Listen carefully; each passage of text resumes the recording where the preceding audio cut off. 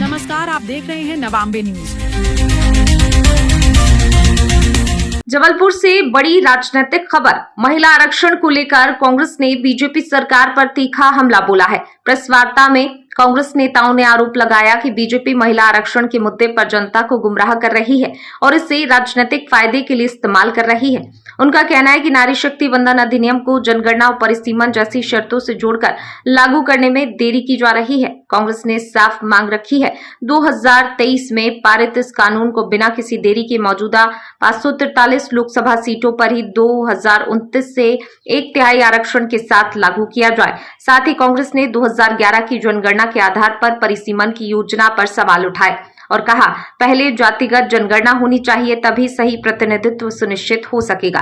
कुल मिलाकर महिला आरक्षण का मुद्दा अब सियासी बहस का बड़ा केंद्र बनता जा रहा है। देखिए, भारतीय जनता पार्टी की जो मंशा है, मैं सबसे पहले उसका कंक्लूजन आपको बता देना चाहती हूँ कि महिला आरक्षण तो बहाना था। दरअसल आपको महिलाओं के पीछे छिपकर के परिसीमन लाना था और इस देश के संघीय ढांचे पर प्रहार करके अपने राजनीतिक उद्देश्यों को सफल बनाना था। ये आपकी मंशा थी, ये आपकी नीति और नियत थी।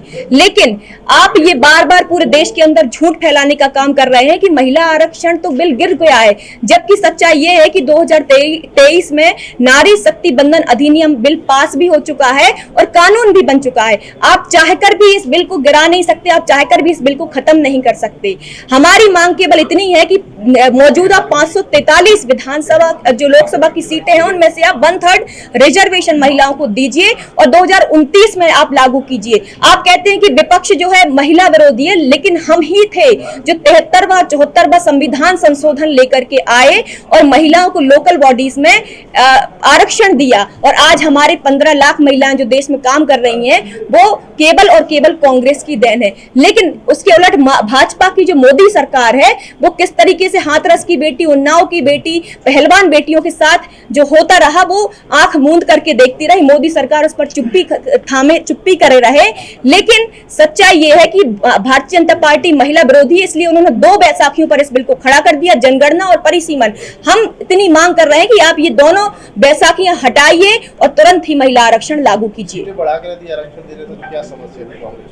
हमारी सीटें बढ़ाने से कोई दिक्कत नहीं, लेकिन जब जातिगत जनगणना हो रही है तो जातिगत जनगणना के बाद जो परिसीमन होगा उसको हम मानेंगे। लेकिन आप कह रहे हैं कि हम 2011 की जनगणना के आधार पर करेंगे, तो ये हम पूरा विपक्ष जो है कतई नहीं होने देगा। वजह क्या है?